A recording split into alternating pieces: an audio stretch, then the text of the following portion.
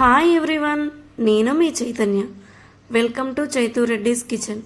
ఈరోజు వీడియోలో దాబా స్టైల్లో చోలే మసాలా కర్రీని చూపిస్తున్నాను.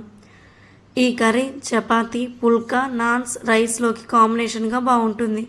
ఈ శనగల్ని 8 అవర్స్ నానబెట్టుకోవాలి.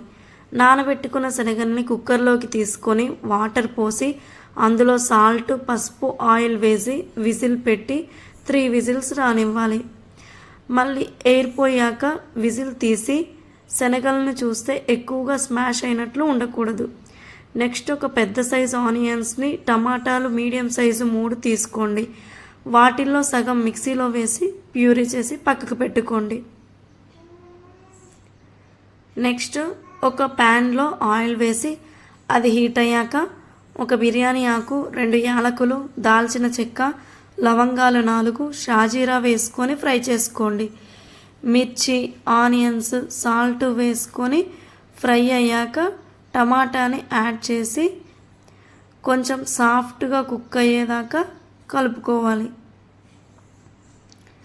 నెక్స్ట్ అల్లం పేస్ట్ని, టమాటా పేస్ట్ని యాడ్ చేసి పచ్చివాసన పోయి ఆయిల్ పైకి వచ్చేదాకా కలుపుకుంటూ ఫ్రై చేసుకోవాలి.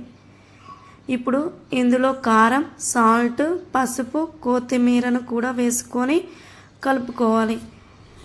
గరం మసాలా, ధనియాల పొడి కూడా వేసి ఒకసారి కలిపి శనగలను వేసుకొని మిక్స్ చేసి శనగలను ఉడికించుకున్న వాటర్ని అందులో పోసి మళ్ళీ ఒకసారి కలుపుకొని కొద్దిగా గ్రేవీ చిక్కపడే వరకు ఉండనివ్వాలి.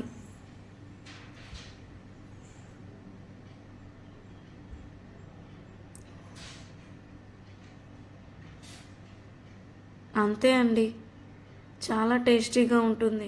ట్రై చేసి చూడండి.